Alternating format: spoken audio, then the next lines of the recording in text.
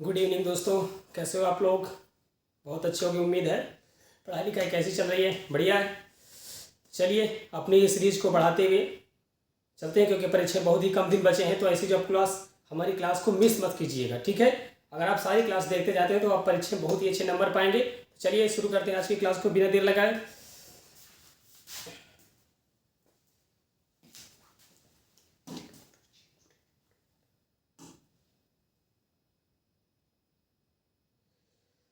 चलिए आज का पहला क्वेश्चन ये रहा। देखिए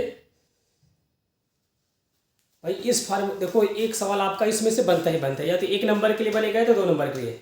शॉर्ट के लिए 1 नंबर बनता है, पर इससे कभी कभी 2 नंबर के लिए पूछ लेता है, ठीक है? हमने प्रीवियस के आधार पर इस क्वेश्चन को लाया है। अब देखिए हमारे पास पहला क्वेश्चन क्या कह रहा है कि y का मान ज्ञात कीजिए जिसके लिए बिंदु 2, -3 और 10, y के बीच की दूरी 10 मात्रक है। सबसे पहले इसको जब लगाने के लिए हम थोड़ा सा आपके पास एक सूत्र बता देते हैं जो इस पर काम लागू होता है। चलिए देख लेते हैं। दो बिंदुओं के बीच की दूरी का है फार्मूला। हमको क्या होता है भाई, दो बिंदुओं के या की बीच की दूरी, इसको हम शॉर्ट ट्रिक भी बताएंगे और बेसिक से बताएंगे, ठीक है? पहले बेसिक दे लेते हैं। हमारे पास 2 पॉइंट दे रखे हैं। एक आपका ये वाला है अर्थात P और Q, 2 पॉइंट हमारे पास दे रखे हैं। अर्थात जो हमारा पहले P पॉइंट है, अर्थात इसमें क्या दे रखा है 2, -3 ये दे रखा। इस वाले पहले वाले को हम क्या बोलते हैं, x बोलते हैं, ठीक है? दूसरे वाले अच्छा 2 पॉइंट दे रखे हैं, इसलिए हम x1 और x2 मान लेते हैं, ठीक है? तो अर्थात ये हमारा x1 है और ये y1 है। इसी तरह हमारा से दूसरा पॉइंट क्या दे रखा है, Q दे रखा है। तो इसको हम क्या कह देंगे भाई 10, y, इस वाले को हम का ये आपका x2 है, ठीक है? और ये आपका y2 है। अब जो हमारे पास डिस्टेंस का फार्मूला होता है वो होता क्या है कि डिस्टेंस बराबर क्या होता है, √x2 - x1 का होल वर्ग प्लस y2 - y1 का होल वर्ग, ये होता है, ठीक है? अगर आप इस पे रख देते हो तो ये सवाल पूरा सॉल्व हो जाएगा। देख लेते हैं सूत्र याद आपको होगा। चलिए देखते हैं इसको पहले, ठीक है? इसी पे रख देते हैं इसमें। अच्छा देखो, डिस्टेंस का मान दे रखा है 10, ठीक है? तो हम इसमें रख देते हैं 10 बराबर √। अब देखो x2 का मान यहाँ पे कितना, देखो भाई x1 ये, x2 का मान 10 है, 10 रख दो यहाँ पे। और x1 का मान देखो, x1 है सूत्र में, देखो x2 - x1 है और x1 की वैल्यू 2 है, 2 रख दो यहाँ पे, ठीक है? ये हो गया स्क्वायर प्लस y2 - y1, अर्थात y2 की वैल्यू कितनी है, y2 की वैल्यू y है ना, इसको रख दो। और y1 की वैल्यू कितनी है इसमें, देखो -3। माइनस माइनस क्या भाई, यहाँ पे देखो माइनस आता, अब माइनस पहले से है तो क्या हो जाएगा प्लस।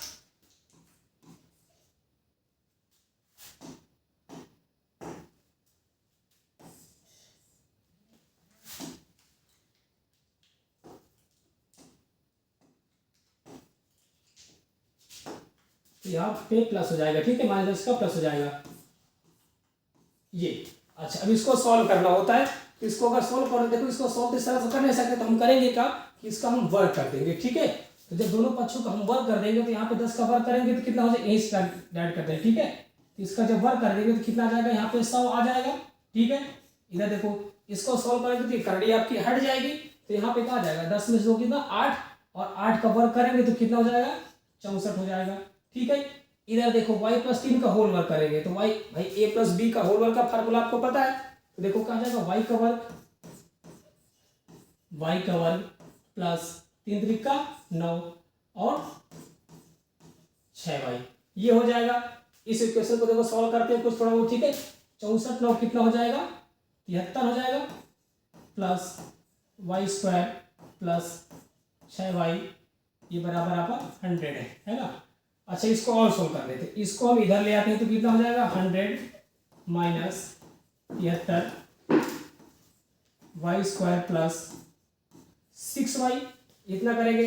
इसमें इसको घटाएंगे तो कितना जाएगा, घटाएंगे देखो 27 आ जाएगा, ठीक है? बराबर y² प्लस 6y, इसको एक तरफ कर ले तो कितना हमारे पास भाई, इसको 75 कर लेंगे तो हमारा इक्वेशन कितना बन जाएगा, अर्थात Y square plus 6y minus 27 बराबर 0। ये हमारे पास इक्वेशन बन गया है ना, द्विघात समीकरण। इसको सॉल्व कर लेंगे तो y का मान निकल आएगा। चलिए इधर देख लेते हैं, ठीक है, ये तो नोट हो गया होगा। चलिए इधर देख लेते हैं।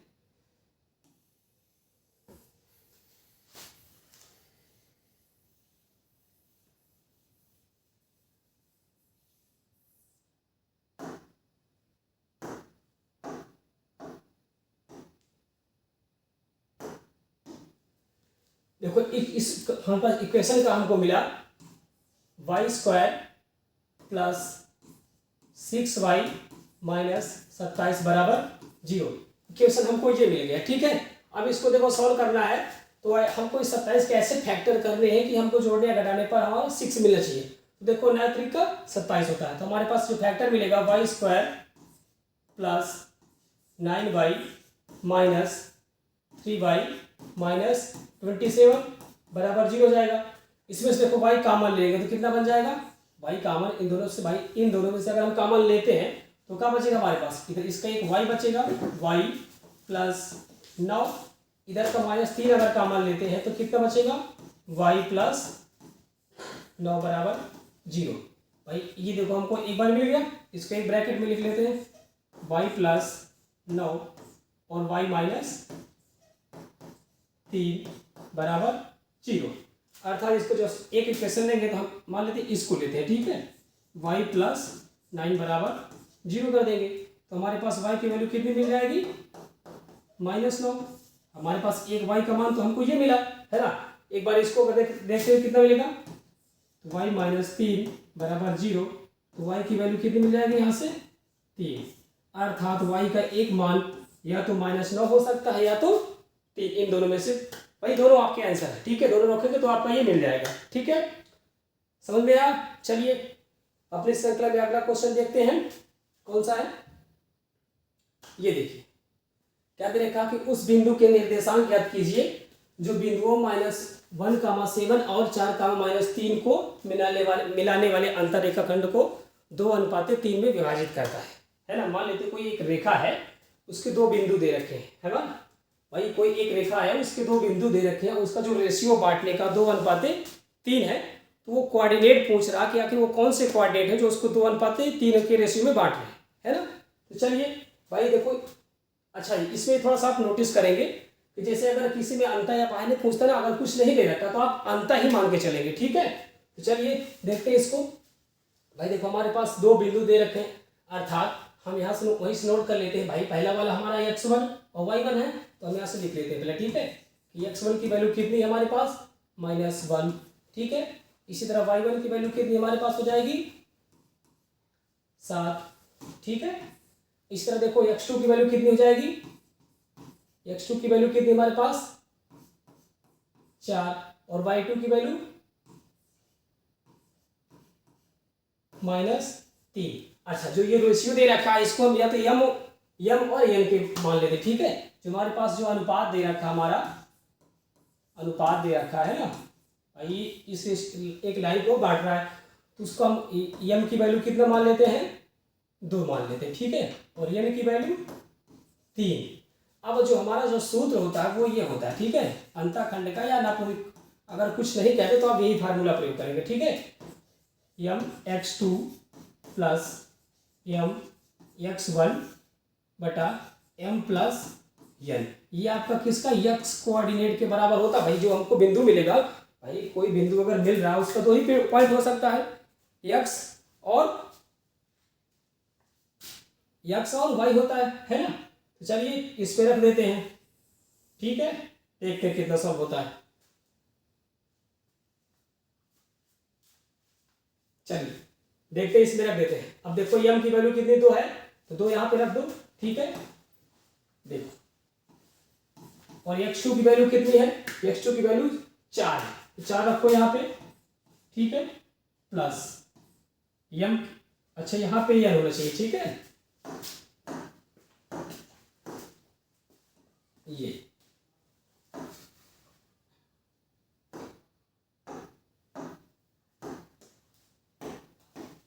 यहाँ पे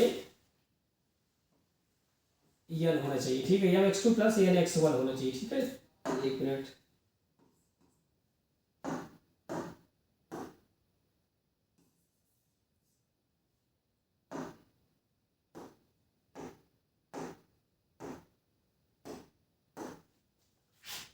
प्लस एन x1 होगा, है ना। चलिए, हो जाता है मिस्टेक, ठीक है। चलो इसको आगे देखो। अब देखो यहाँ m की वैल्यू कितनी है 2, x2 की वैल्यू कितनी यहाँ पे देखो 4 है, ठीक है। प्लस n की वैल्यू देखो कितनी है 3 है, 3 रख दो यहाँ पे, ठीक है। प्लस x1 की वैल्यू कितनी है देखो यहाँ से देख लो -1 है ना, माइनस का 1 है। अब बटे m प्लस n है अर्थात 2 प्लस 3 है। अब देखो 2 चौक इसको गुणा करेंगे तो कितना हो जाएगा 8 और 3 एक कम 3 और ये हो जाएगा 5, ठीक है। अब देखो इसको करेंगे तो 8 में 3 5, 5 बटा 5 अर्थात 1 आ रहा, यहाँ पे कितना आ जाएगा 1 आ जाएगा, ठीक है। x की वैल्यू कितनी 1 आ जाती है, ठीक है। अच्छा कुछ मिस्टेक हो रहा है क्या देख लो। अच्छा y2 की नहीं, वहां भी जो कोई जरूरत है नहीं तो सही है, ठीक है, वो अगले वाले में यूज होगा। तो यहाँ पे x का मान कितना आ गया हमारे पास 1 आ गया, ठीक है। अच्छा ये हमको x कोऑर्डिनेट मिला है और y भी निकालना पड़ेगा भाई, हमको y को 2 कोऑर्डिनेट होते हैं x1 और y1, है ना। तो हमको x तो मिल गया 1, ठीक है, समझ में आया। चलो इसी को देख लेते हैं y कैसे निकालते हैं, ठीक है, समझ में आया। देख लीजिएगा अब इसको अच्छे से।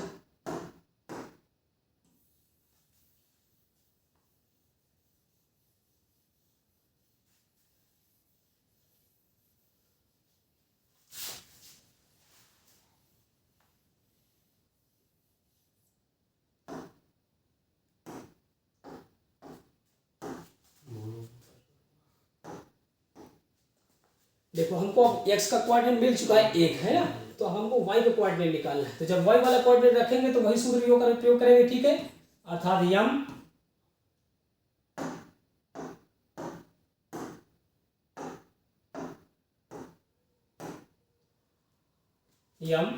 y2 प्लस n y1 बटा m प्लस n, ये होगा, ठीक है। अब देखो ये y का कोऑर्डिनेट है निकालना है, ठीक है।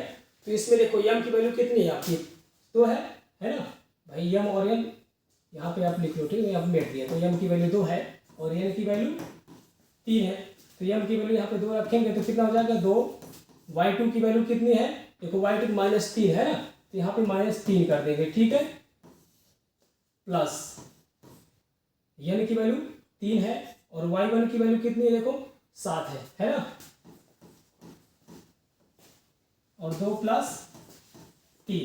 तो कोई इसका यहाँ जब गुणा करें तो कितना हो जाएगा 2 तिहाई माइनस का 6 हो जाएगा और ये 7 त्रिक 21 बटा 5।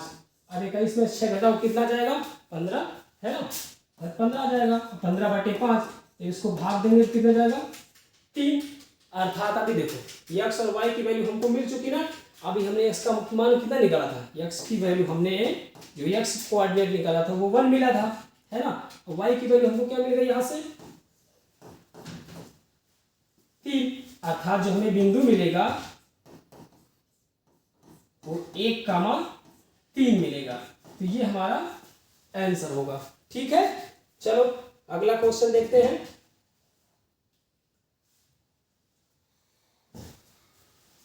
देखो इसमें क्या कह रहा है कि कोई एक सर्कल है ना, कोई एक सर्कल है, एक बिंदु के निर्देशांक हमको ज्ञात करना है जब जहां ए बी एक वृत्त का व्यास है।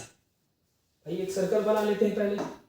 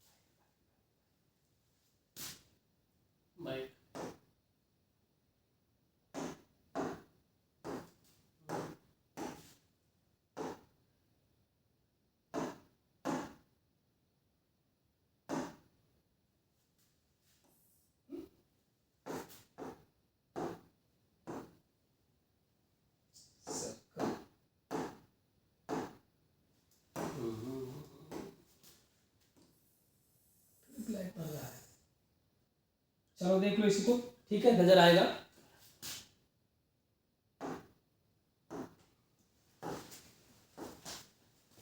ये आपका एक सर्कल है, ठीक है, नहीं दिख रहा? चलो यार देखते हैं इसको कहाँ से कुछ हो रहा है। मिटेगा तो नहीं, बैठ जाएगा। एक मिनट, कहाँ से नहीं आ रहा कलर, आप यहाँ चूज कर सकते हैं, ठीक है, देखिए यहाँ से रुकी वीडियो। चलो देख लो, चलो चलो, ये कह रहा है कि एक वृत्त का व्यास है, ये हमारा एक सर्कल है भाई, इसका व्यास है, तो हमारी एक रेखा होगी इस तरह से, ठीक है, ये हमारी एक रेखा है, ठीक है, ये हमारी इस वृत्त सर्कल को दो भागों में बांट रही है, ये आपका व्यास हो जाता है। अब कह रहा है कि इस नाम क्या है इसका, ए और बी नाम है इसका, ठीक है, ए बी एक वृत्त का व्यास है, जिसका केंद्र 2, -3 है, अर्थात जो आपका मिडिल पॉइंट है, इसका सेंटर है वो 2, -3 है, 2, -3 है, दादा बी के जो हमारे निर्देशांक है हमको 1, 4 मान लेते हैं। कोई एक सर्कल है, उस ये दे रखा है, उसका हमको सेंटर दे रखा है 2, -3 और एक पॉइंट दे रखा है 1, 4, तो पूछ रहा है कि जो इसका बिंदु ए है उसका निर्देशांक क्या होगा, है ना। जब भी ऐसा अगर हमको मिलता है, देखो भाई को मान लेते हैं कोई एक रेखा अगर इस तरह से दे रखी है, समझो थोड़ा सा, कोई एक रेखा दे रखी है, ठीक है, इस रेखा को मान लेते हैं नाम है, ये आपको वही देखा है, मान लीजिए इस पे सर्कल है बनेगा, एक बिंदु ये दे रखा है, दूसरा ये दे रखा है, तो जो मिडिल वाला पॉइंट है वो हम कैसे निकालते हैं भाई, उसका फार्मूला क्या होता है कि मध्य बिंदु का जो सूत्र होता है ना, मध्य जो बिंदु का जो सूत्र होता है, मध्य बिंदु का जो सूत्र होता है वो x1 प्लस x2 बटा 2 y1 प्लस y2 बटा 2 ये होता है ना। इसी सूत्र का हम प्रयोग करेंगे और निकालेंगे, ठीक है। चलो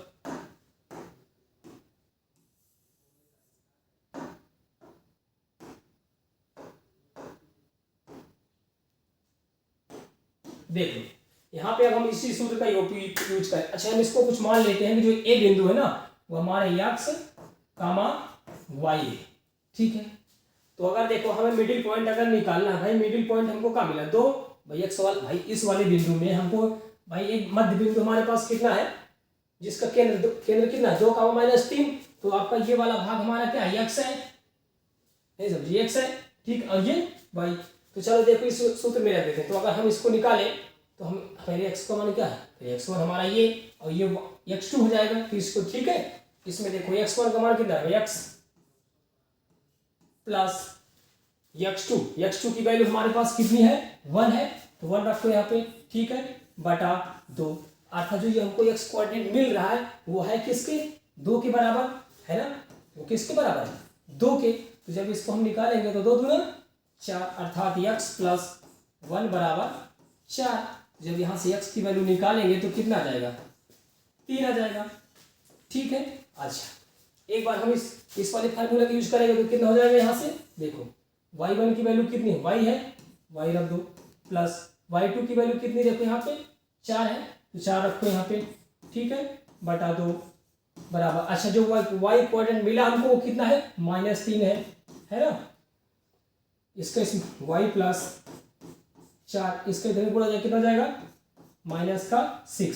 जब इसको उधर 75 करोगे तो कितना जाएगा, y का मान कितना जाएगा, उधर जाएगा माइनस हो जाएगा, तो y का मान -10 हो जाएगा, ठीक है। अर्थात जो बिंदु A है वो हमको कितना मिल जाएगा, x का मान कितना 3 मिला है और y का मान 10, अर्थात जो बिंदु हमको मिल रहा है वो कितना है 3, -10 ये मिल जाएगा, ठीक है। अच्छा इस तरह से सवाल आपको या तो इस तरह से पूछ सकता है, या तो कभी ये वाला बिंदु ना देकर दे देगा, तो इन दोनों से रख के आप सीधे मिडिल पॉइंट निकाल लेंगे, ठीक है। इसका तो ही टाइप हो सकता है, ठीक है। चलिए अगला क्वेश्चन देखते हैं, इस सीरीज का लास्ट क्वेश्चन है।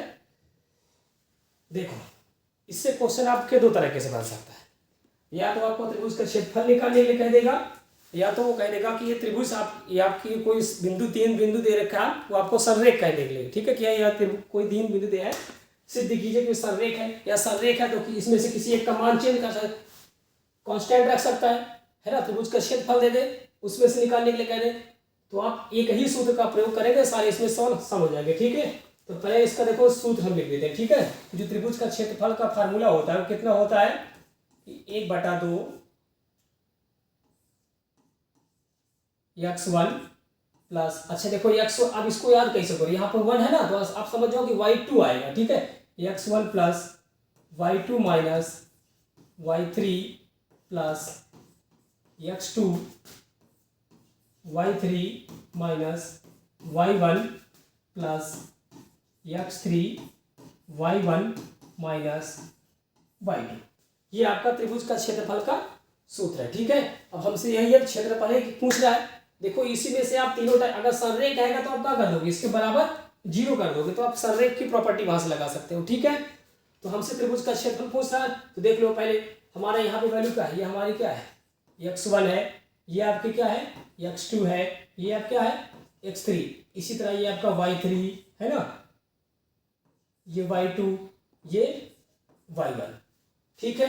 अब इन सबको उठाकर के इस सूत्र में आप रख देंगे तो सॉल्व हो जाएगा। देखो रखते हैं, 1/2 x1 की वैल्यू कितनी है 2 है, y2 की वैल्यू कितनी है, देखो y2 की वैल्यू आपका 0 है, ठीक है, माइनस y3 की वैल्यू कितनी, देखो माइनस का 4, तो माइनस माइनस कितना हो जाएगा प्लस हो जाएगा, ठीक है, प्लस x2 की वैल्यू देखो कितनी है, x2 की वैल्यू -1 है ना, तो आप यहाँ -1 कर दोगे, प्लस y3 की वैल्यू देखो कितनी है, y3 की माइनस का 4 है, माइनस y1 की वैल्यू देखो, y1 की वैल्यू कितनी है, देखो यहाँ पे 3 है ना, तो यहाँ पे रख दो -3, प्लस x3 की वैल्यू देखो 2 है, रखो, y1 की वैल्यू कितनी है, देखो 3 है, यहाँ पे इसको पुट कर देंगे, माइनस y2 की आपकी वैल्यू 0, ठीक है। देखो हमने किया कुछ नहीं है, यहाँ से x1 और y1 छाटा है और इस हमने फार्मूले पे रख दिया है,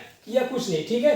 अब जो करें, अब हमको करना है 1/2, देखो इसका अंदर भाई 0 गुणा होगा कोई मतलब है नहीं, 2 का इसके अंदर मल्टीप्लाई कर दें कितना हो जाएगा 8 हो जाएगा, इसका देखो ये प्लस माइनस का माइनस होगा, अब यहाँ देखो 4 और 3 ये कितना हो जाएगा -7 होगा, और ये माइनस पहले से है तो माइनस माइनस का प्लस हो जाएगा, तो कितना हो जाएगा प्लस का 7 है ना, इधर देखो 2 3 6, बाकी इसका 0 कोई मतलब है ही नहीं।